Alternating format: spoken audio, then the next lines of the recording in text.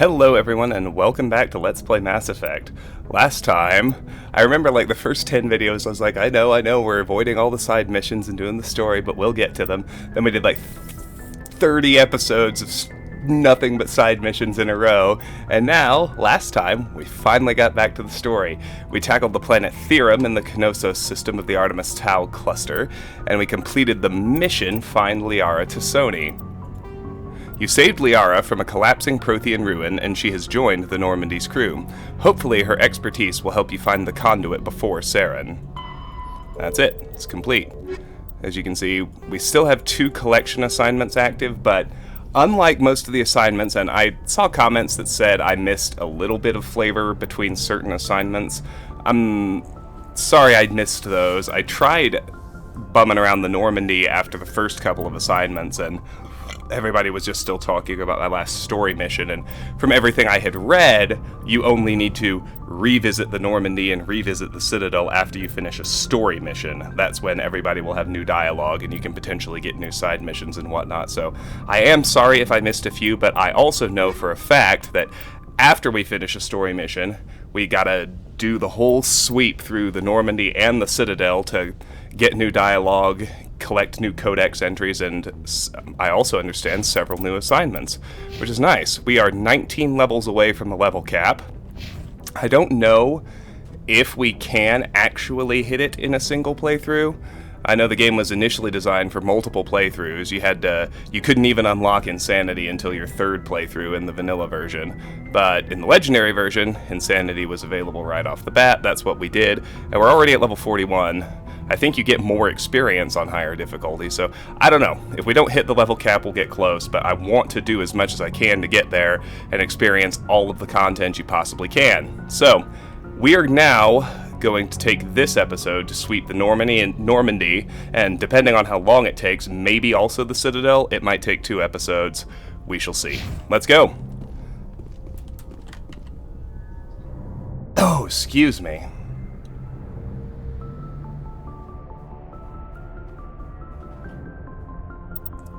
Alright, there we go. I'm ready. Have my list of things not to be missed here. Yeah, so you can see we get new codex entries. Point defense systems. We couldn't examine this terminal before, now we can.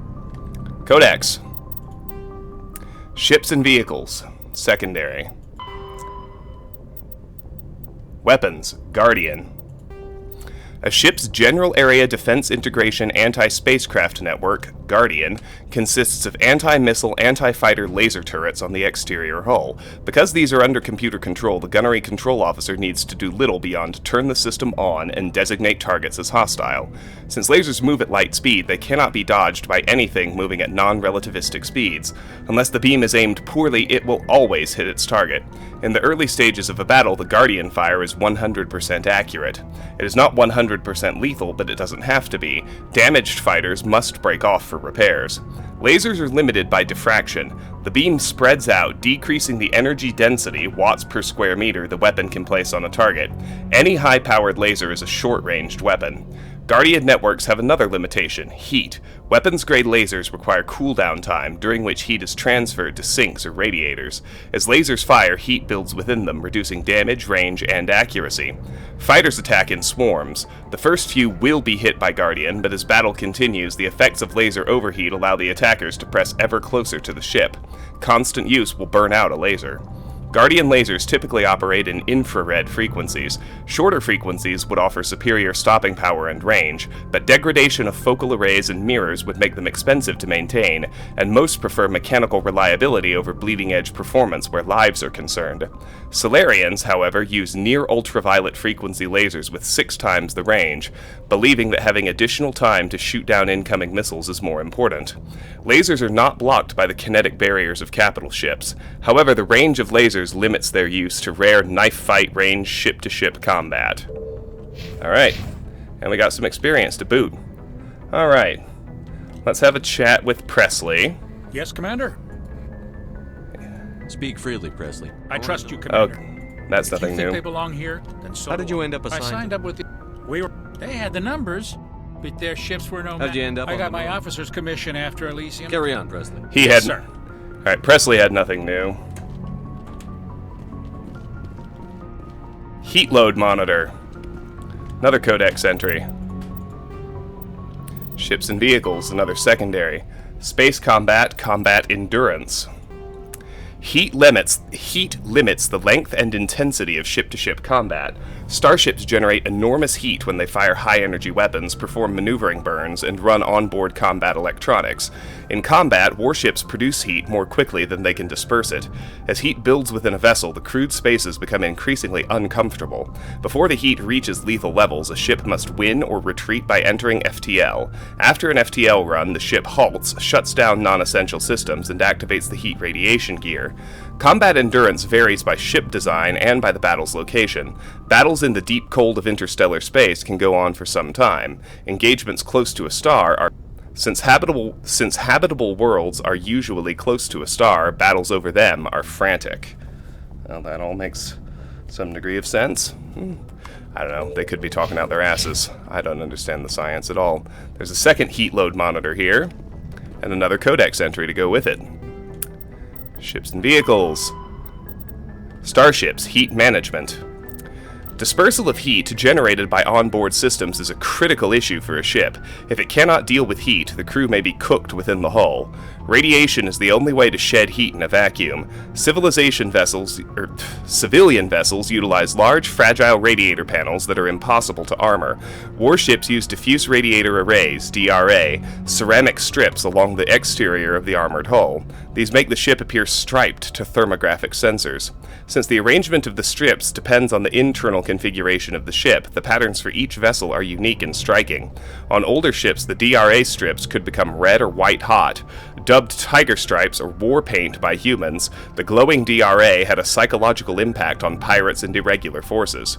Strip radiators are not as efficient as panels, but if damaged by enemy fire, the ship only loses a small portion of its total radiation capacity.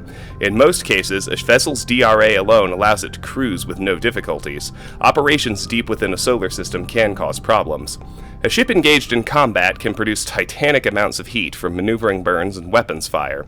When fighting in a high-heat environment, warships employ high-efficiency droplet heat sinks. In a droplet system, tanks of liquid sodium or lithium absorb heat within the ship. The liquid is vented from spray nozzles near the bow as a thin sheet of millions of micrometer-scale droplets. The droplets are caught at the stern and recycled into the system. A droplet system can sink 10 to 100 times as much heat as DRA strips. Droplet sheets resemble a surface ship's wake through the water. The wake peels out in sharp turns, spreading a fan of droplets as the ship changes vectors and leaves the coolant behind. Interesting. Alright, we're heading to the bridge. And we have a gunnery station. Look outside. Another codex entry. Ships and vehicles. This is a primary. He's going to talk for me. Light drives Space combat. Ship mobility dominates space combat. The primary objective is to align the mass accelerator along the bow with the opposing vessel's broadside. Battles typically play out as artillery duels, fought at ranges measured in thousands of kilometers, though assaults through defended mass relays often occur at knife fight ranges, as close as a few dozen kilometers. Most ship-to-ship engagements are skirmishes between patrol vessels of cruiser weight and below, with dreadnoughts and carriers only deployed in full-scale fleet actions. Battles in open space are short and often inconclusive, as the weaker opponent typically disengages.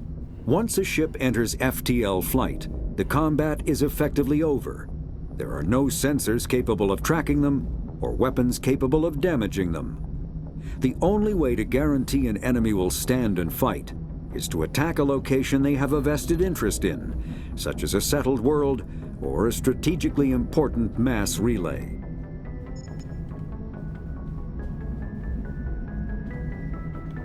All right.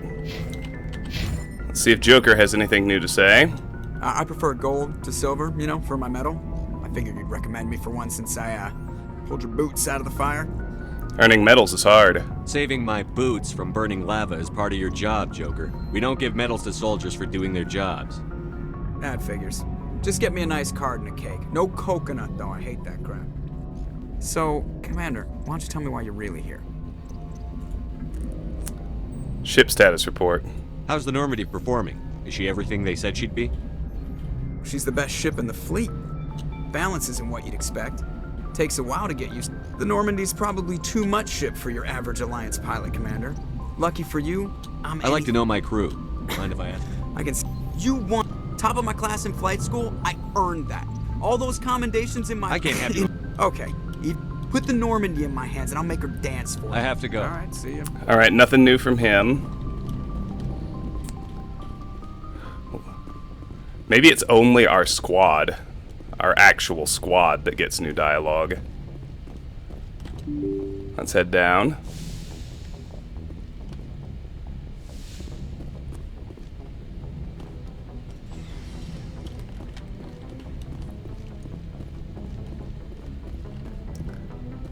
All right.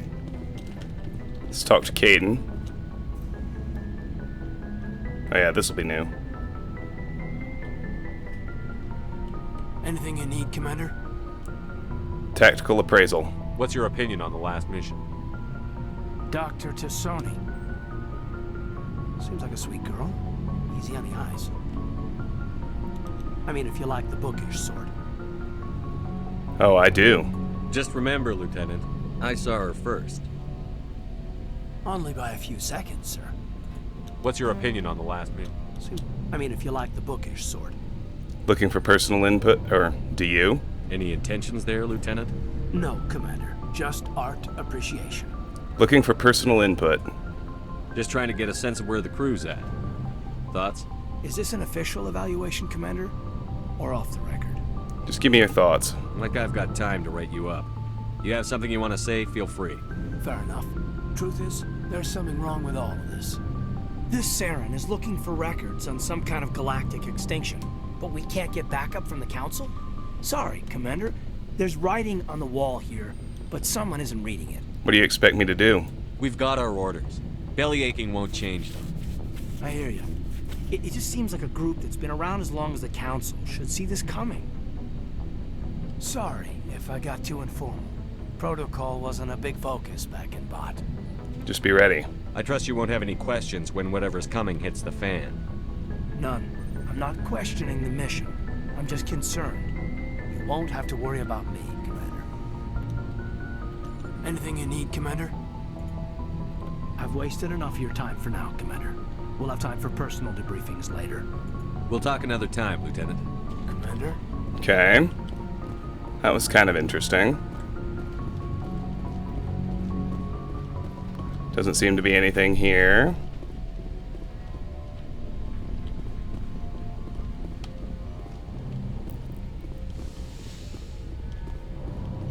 Anything new from Dr. Chakwas? I doubt it, but we'll see. Yes, Commander? Is there something you need? Nope. I should go. Goodbye, Commander. Those are the same options as before. Here is Liara. This will all be new.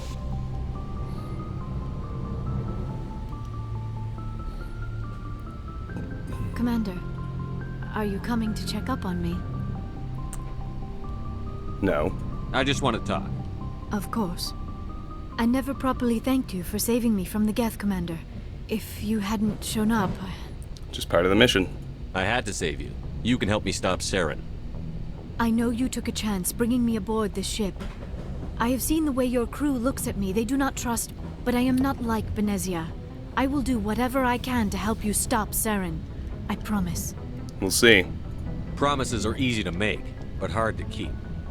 I do not begrudge you your suspicions. I just hope in time you will come to trust me. Investigate. Benezia. Do you know why Benezia joined up with Saren?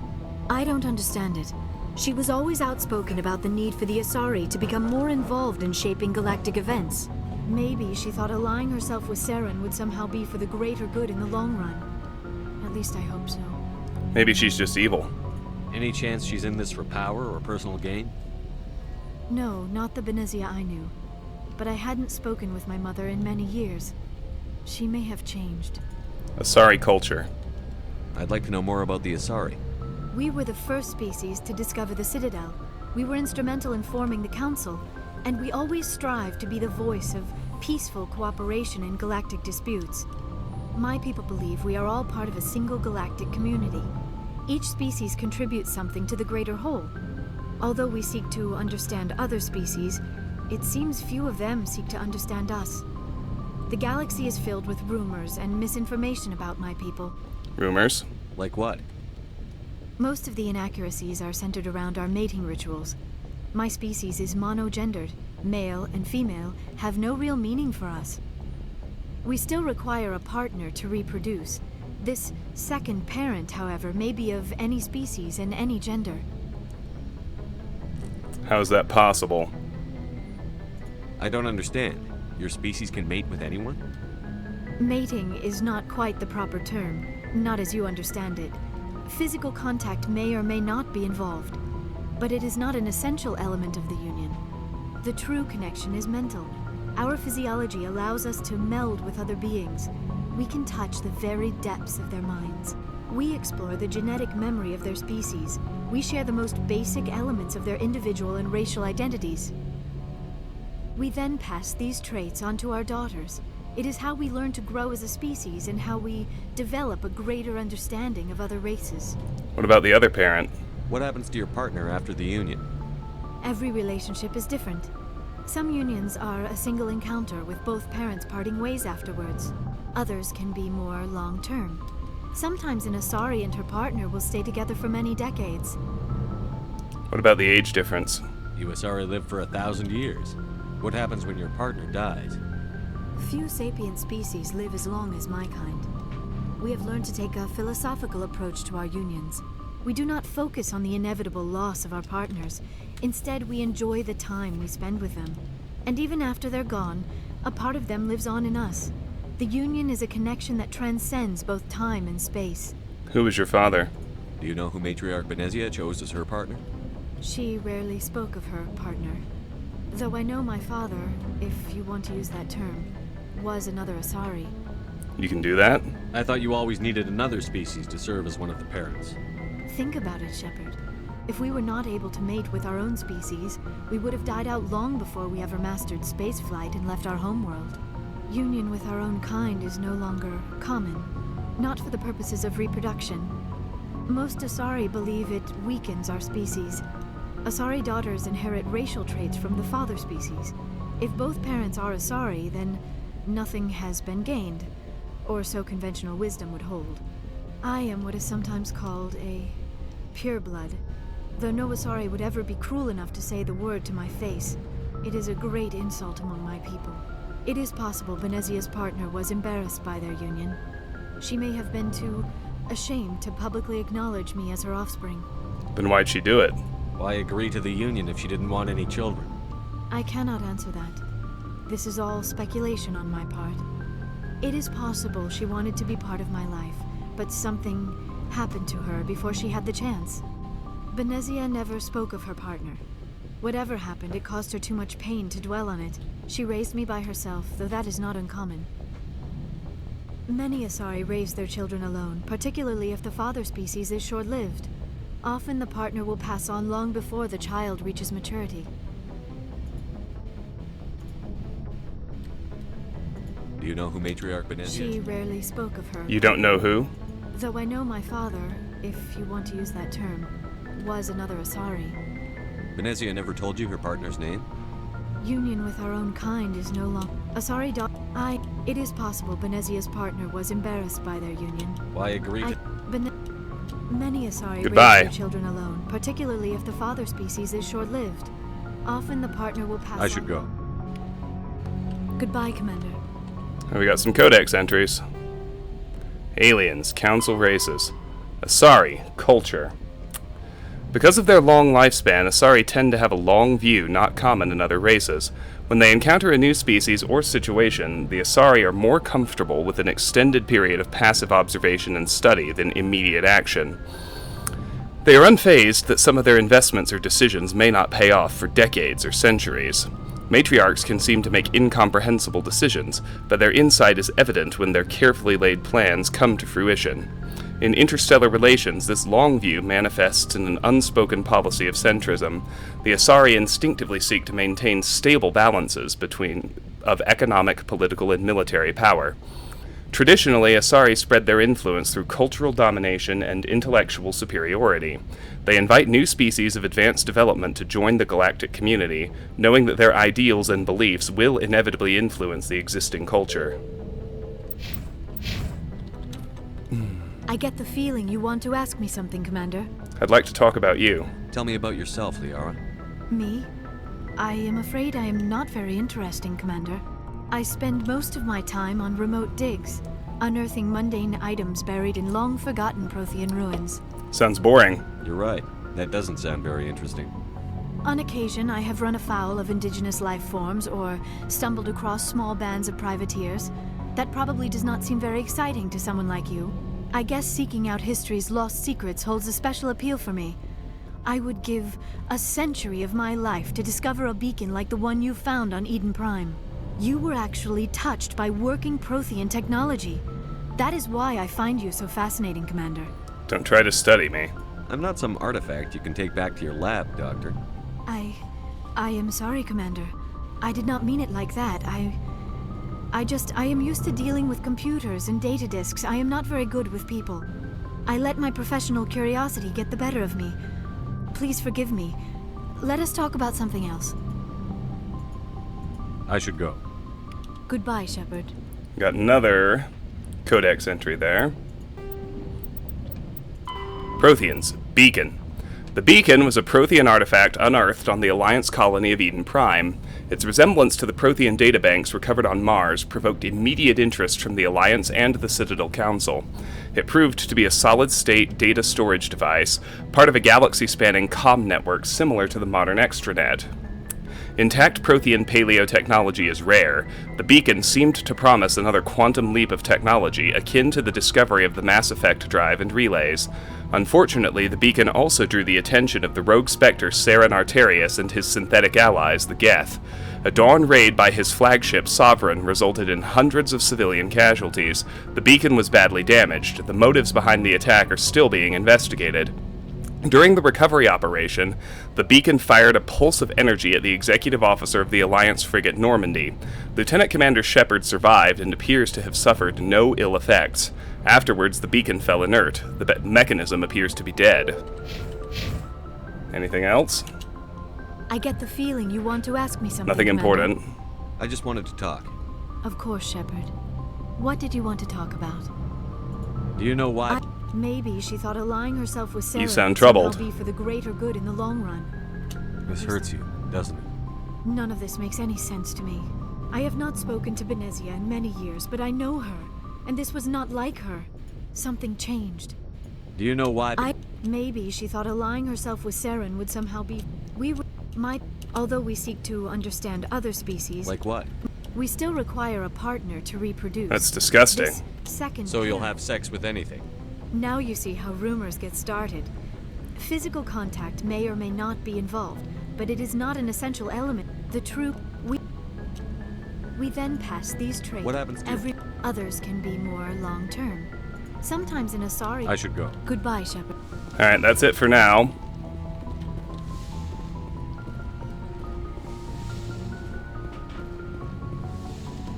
It looks like I may have missed some codex entries.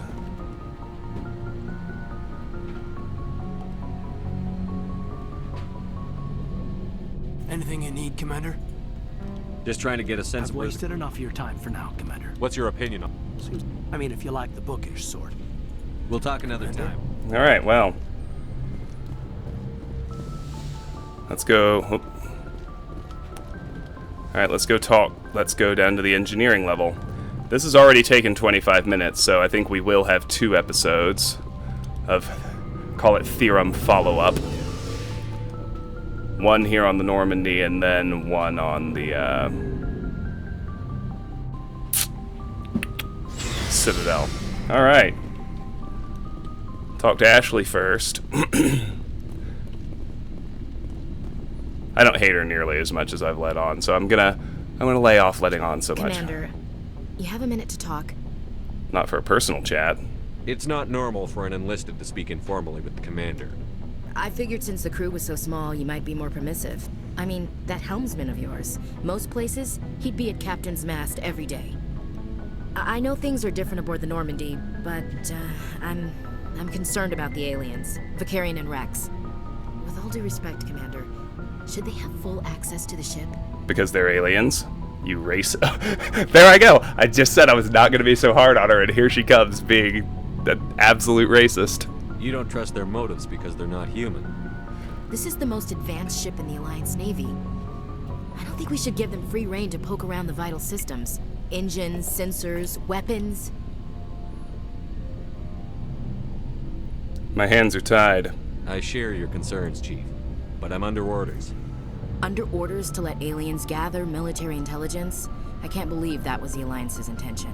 We, humanity, I mean, have to learn to rely on ourselves. Mind your words. I trust that's not insubordination, I hear. No, sir. That's patriotism. As noble as the council members seem now, if their backs are against the wall, they'll abandon us. Of course they will.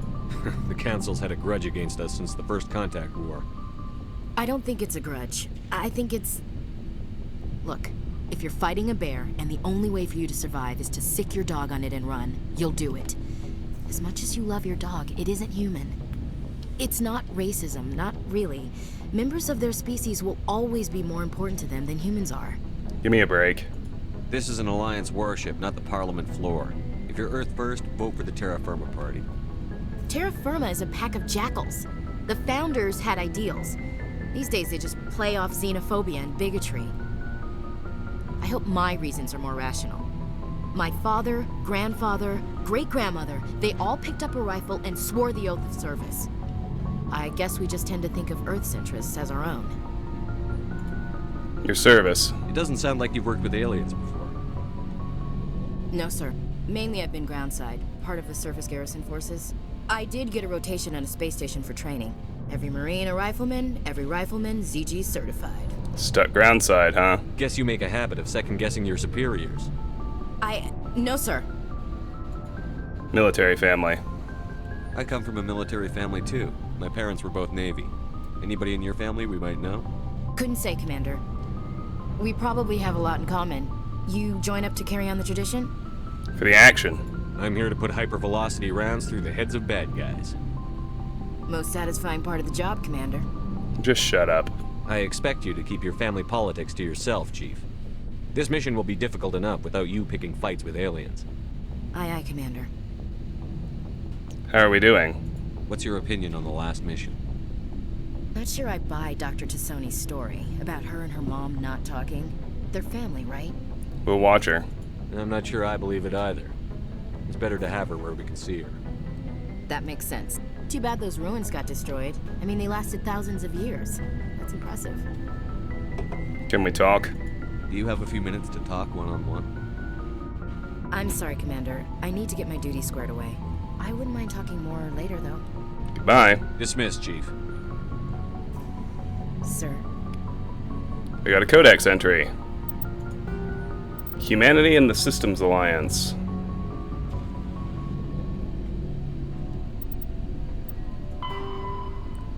Terra Firma Party. Terra Firma is an alliance political party formed after the First Contact War. Its policy agenda is based on the principle that Earth must stand firm against alien influences. This covers a variety of legislation. Recent activities by Terra Firma include opposition to a law requiring high school alien language study, a proposal to increase tariffs on alien imports, and leading a popular movement to mark the First Contact War with a public holiday.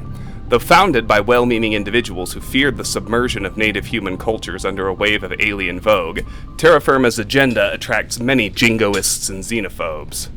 Uh-huh. It's a little mealy-mouthed. Let's talk to Garrus next. Haven't chatted with him in a hot minute. Commander, how are you? You and CSEC. Why did you want to be a CSEC officer? That's a good question. There were several reasons, I guess. Such as? Like what? Probably the same as most officers. I wanted to fight injustice, wanted to help people. I guess my father had something to do with it too. He was CSEC, one of the best. I grew up hearing about his accomplishments or seeing his picture on the vids after a big arrest. He's taking my resignation pretty hard. Why? He's not impressed that you're going after Saren? My father's a CSEC man to the bone. Do things right or don't do them at all, he says. He thinks I'm being too rash, too impatient. He's worried I'll become just like Saren. He actually talked me out of becoming a Spectre when I was younger, for the same reasons. Spectre? You were asked to be a Spectre? Well, I was targeted as a possible Spectre candidate. Me and about 1,000 other Turian military recruits.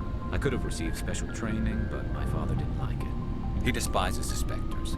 He hates the idea of someone having unlimited power with no accountability. He wouldn't like you, Commander. No offense. Typical. Spoken like a true CSEC officer.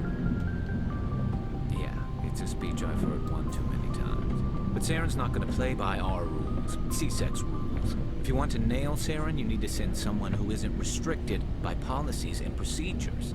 Exactly. You're a quick learner, Garrus. We'll beat him at his own game. It's the only way to stop someone like him. I'm right behind you, Commander. We got 2 codex entries from Garrus. Looks like they're both secondary. Turian culture and Turian military doctrine. While Turians are individuals with personal desires, their instinct is to equate the self with the group and set aside personal desires for the good of all. Turians are taught to have a strong sense of personal accountability, the Turian honor that other races find so remarkable. Turians are taught to own every decision they make, good or ill. The worst sin they can make in the eyes of their people is to lie about their own actions. Turians who murder will try to get away with it, but if directly questioned, most will confess the crime. Turians have a strong inclination toward public service and self-sacrifice, so they tend to be poor entrepreneurs. To compensate, they accepted the mercantile Volus as a client race, offering protection in exchange for their fiscal expertise. The Turian military is the center of their society. It is not just an armed force. It is an all-encompassing public works organization. The military police are also the civic police. The fire brigades serve the civilian population as well as military facilities. The Corps of Engineers builds and maintains spaceports, schools, water purification plants, and power stations. The Merchant Marine ensures that all worlds get needed resources. Turians' military doctrine. Although they lack the brutality of the Krogan, the skill of the Asari, and the virtuosity of the humans, the Turian military has formidable discipline. Officers and NCOs are lifers with years of field experience. Enlisted personnel are thoroughly trained and stay calm under fire. Turian units don't break. Even if their entire line collapses, they fall back in order, setting ambushes as they go. A popular saying holds, you will only see a Turian's back once he's dead. Boot camp begins on the 15th birthday. Soldiers receive a year of training before being assigned to a field unit. Officers train for even longer. Most serve until the age of 30, at which point they become part of the reserves. Even if they suffer injuries preventing frontline service, most do support work behind the lines.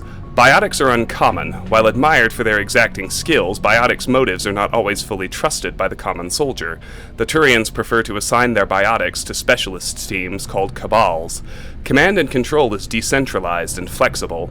Individual squads can call for artillery and air support. They make extensive use of combat drones for light duties and practice combined arms. Infantry operates with armor, supported by overhead gunships. Strategically, they are methodical and patient and dislike risky operations.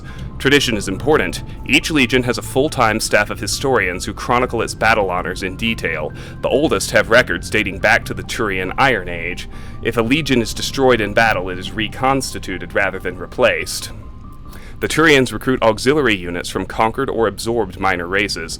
Auxiliaries are generally light infantry or armored cavalry units that screen and support the main Turian formations. At the conclusion of their service in the auxiliaries, recruits are granted Turian citizenship.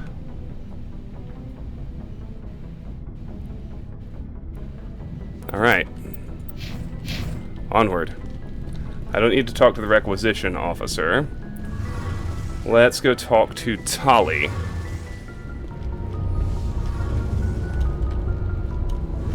Oh, hello, Shepard. Like I need this. What's your problem? Never mind. It's nothing. I'll be fine. I'm sorry. I didn't mean to snap at you. What's wrong? I don't know. Your ship is amazing, and your crew's been really great to me. Especially your chief engineer. But I just sort of feel out of place. The Normandy runs so smooth it feels like we're not even moving. And the engines are so quiet. How do you sleep at night? I manage. You'll get used to it. But it's more than just the silence. This ship feels so empty. It's like half the crew is missing. Back home, I couldn't wait to go on my pilgrimage. I couldn't wait to get away from the crowds. Now that I'm out here, I kind of miss them. Stay focused. I need my crew to be in top form. I can't have you daydreaming about going home. Don't worry, Shepard. I know what's at stake. If we don't stop Saren, I won't have a home to go back to. I'll be ready when you need me. I should go. See you later. Hey, Shepard. You need something? I should go. Nothing new from her. See you later. Let's see, let's talk to Engineer Adams. Something I can do for you, Commander. Where else have you You served? name a class of my last assignment was on the Tokyo. Carry on, Adams. Nothing new from him. Core charge status. New codex. Nice. Ships and vehicles. FTL drive charge. As positive or negative electric current is passed through an FTL drive core, it acquires a static electrical charge. Drives can be operated an average of 50 hours before they reach charge saturation. This changes proportional to the magnitude of mass reduction. A heavier or faster ship reaches saturation more quickly. If the charge is allowed to build, the core will discharge into the hull of a ship. All ungrounded crew members are fried to a crisp, all electronic systems are burned out, and metal bulkheads may be melted and fused together. The safest way to discharge a core is to land on a planet and establish a connection to the ground like a lightning rod. Larger vessels like dreadnoughts cannot land and must discharge into a planetary magnetic field. The ship passes the charge from the drive core to the exterior armored hull, then dives into the magnetic field. As the hull discharges, sheets of lightning jump away into the field, creating beautiful auroral displays on the planet. The ship must retract its sensors and weapons while dumping charge to prevent damage, leaving it blind and helpless. Discharging at a moon with a weak magnetic field can take days. Discharging into the powerful field of a gas giant may require less than an hour. Deep space facilities such as the Citadel often have special discharge facilities for visiting ships. Let's see. I don't have a sorry government yet, which it seems theoretically I should. I don't have Gagarin Station. I don't have biotics training yet. I haven't talked to Rex yet. Maybe I can get some from him.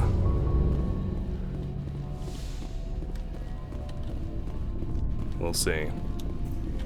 So, we've got Saren on the run. Yes, we do. It won't be long now. Saren's good, but I'm better. Good. He's rotten.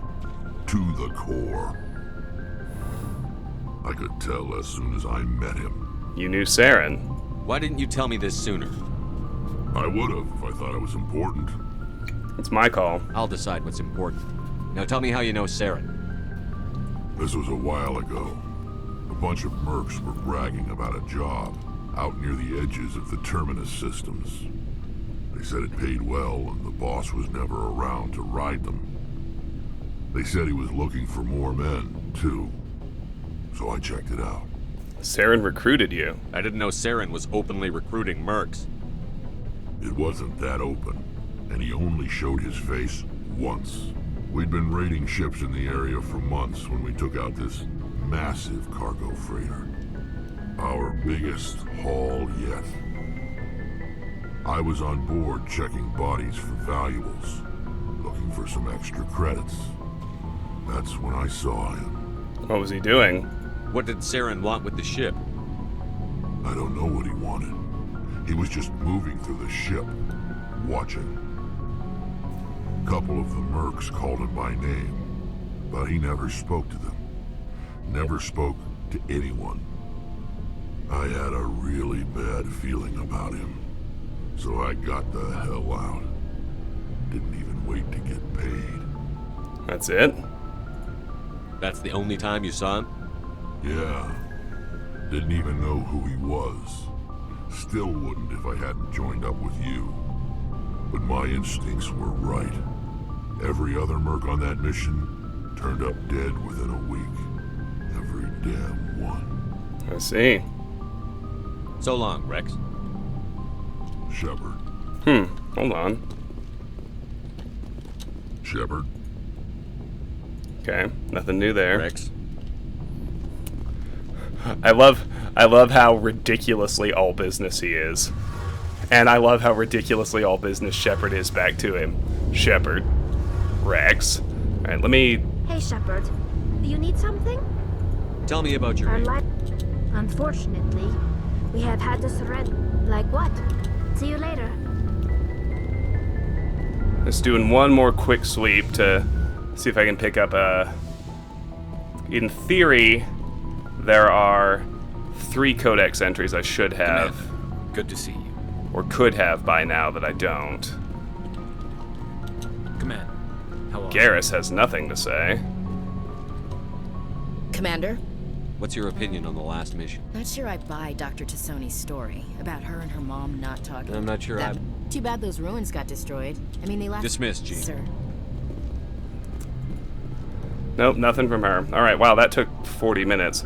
I'm going to check with Caden and Liara one more time as well, and then I'm going to head back to the Citadel, because Udina and Anderson, and the...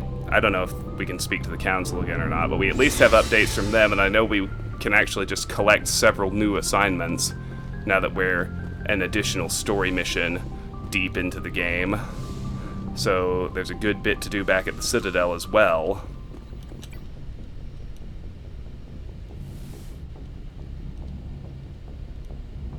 I get the feeling you want to ask me something, Commander. I just wanted to talk. Of course, Shepard.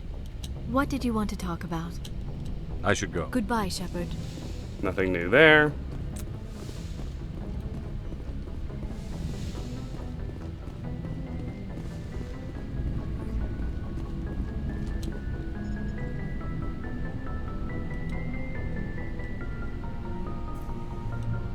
Anything you need, Commander? What's your opinion on them? I mean, if you like the bookish. I've wasted enough of your time for now. We'll talk another time. Alright. Well, that is gonna do it then. Let's get back to the galaxy map. I will go ahead and fly to the Citadel so that we can just disembark and really get going at the start of the next episode. Except I think I just fucked up and went back to engineering. Oh well. It's clearly been a while since I had to do this stuff. But, yeah, so the next episode will be another sweep through the Citadel, and I believe we'll pick up some new assignments while we're there. So there will probably be some more side content to do before we move to the next story mission. And actually, before the next story mission, now that I have my full squad, I want to go ahead and do the Bring Down the Sky DLC as well. So, I hope you enjoyed that bit of main story.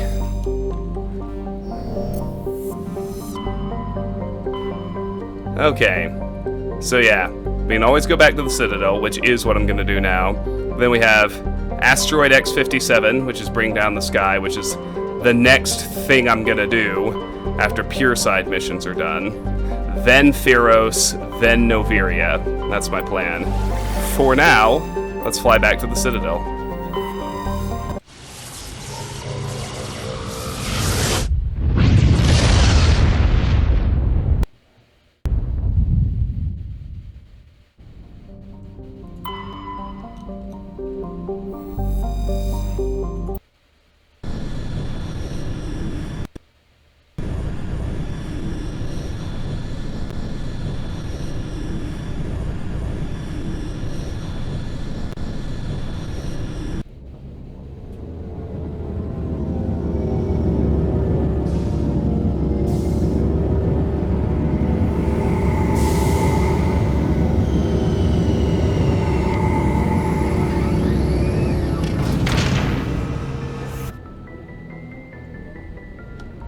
Okay, let's go ahead and exit.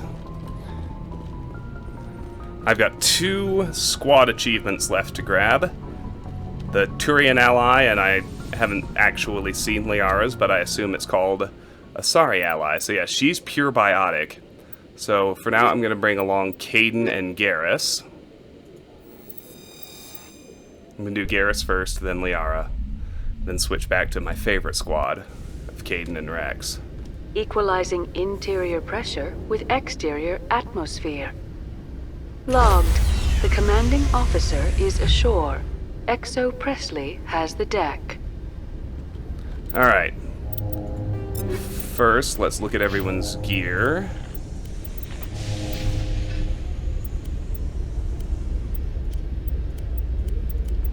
Okay, well, I don't have anything to swap for Garrus, but I do have 51 talent points to hand out for him. So much like Caden, he's good with assault rifles. He also knows damping and Turian Agent.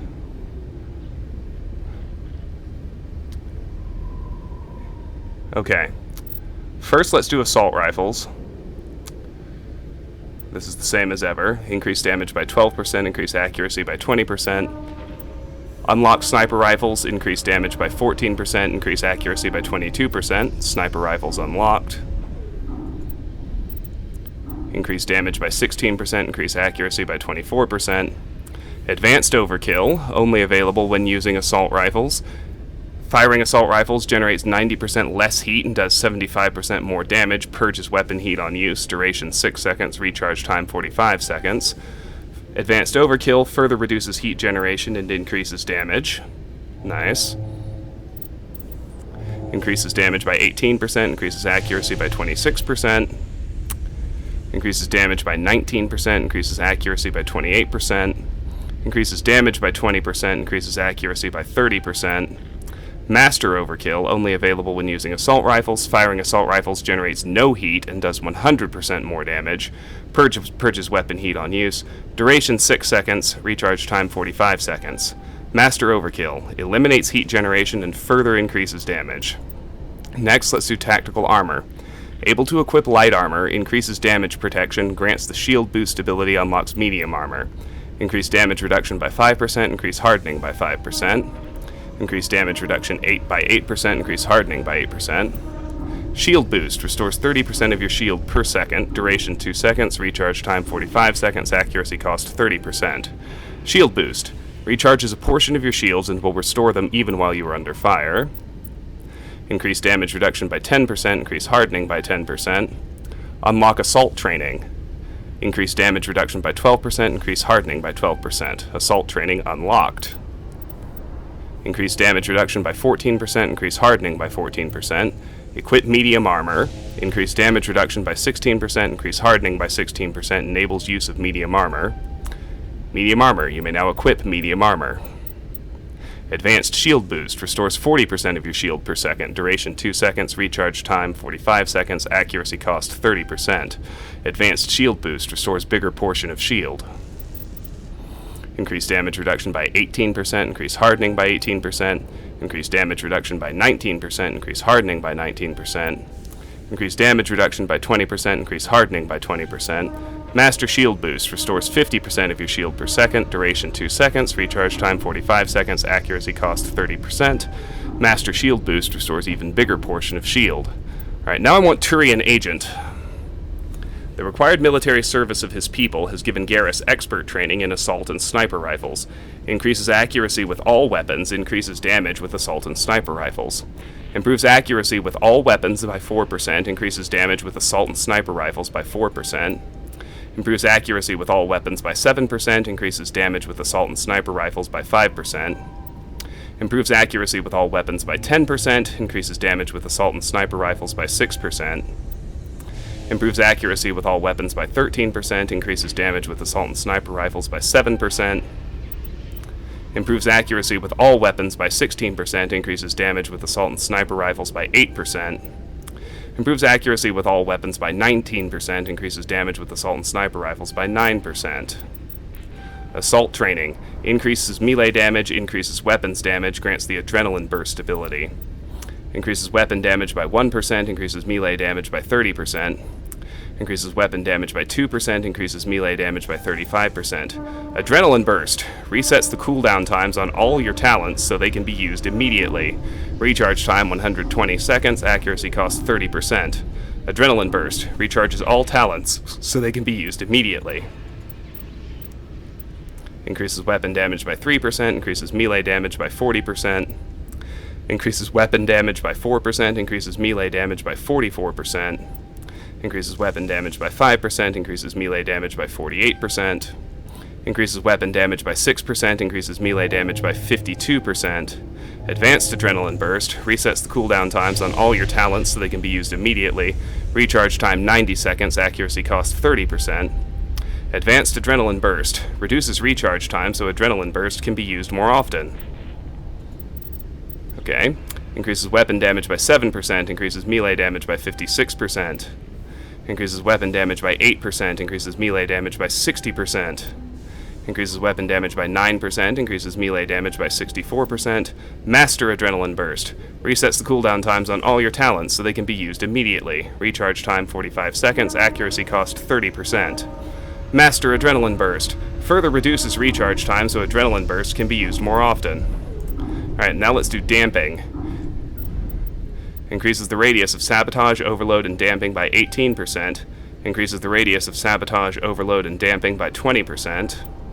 Advanced Damping does 100 damage in an 8-meter radius. Enemies cannot use biotic tech abilities for a short period, adds 45% cooldown time, stuns most enemies for 3 seconds, recharge time 50 seconds, accuracy cost 60%.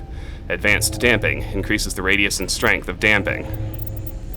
Increases the radius of Sabotage, Overload, and Damping by 22%. Increases the radius of Sabotage, Overload, and Damping by 24%. Increases the radius of Sabotage, Overload, and Damping by 26%. Increases the radius of Sabotage, Overload, and Damping by 28%. Increases the radius of Sabotage, Overload, and Damping by 30%. Master Damping does 100 damage in a 10-meter radius. Enemies cannot use biotic tech abilities for a short period, adds 60% cooldown time, stuns all but the toughest enemies for 3 seconds. Recharge time 40 seconds, accuracy cost 60%. Master Damping further increases the radius and strength of damping. Alright, let's do First Aid. Increase squad healing. First Aid restores 50 health per use. First Aid restores 60 health per use. First Aid restores 70 health per use. First Aid restores 80 health per use. Alright, nice. Alright, that's gonna do it for this episode of Let's Play Mass Effect. That was the Normandy, and that was specking Garrus after the story mission on Therum to find Liara T'Soni. In the next installment, we will jump back aboard the Citadel, see what new things there are to see there. Until then, thank you so much for watching. If you enjoyed the video, I hope you'll throw it a like and consider subscribing to the channel. If you want to discuss this or any of my other content, the best place is my Discord server, the link to which is in the video description. And if you care to support me or the channel, the best way, apart from liking and subscribing, is to join my Patreon. That link is also in the video description. Patreon supporters get to nominate and vote for the games you would like to see played on the channel. That slot is currently occupied by Mass Effect. The next one is unknown. You could be part of deciding what it is. Regardless, I really want to thank you for your time and attention. They're valuable to me. I know they're valuable to you. I'm grateful that you chose to spend the time with me. I hope you have a great day, and I will see you soon. Bye-bye.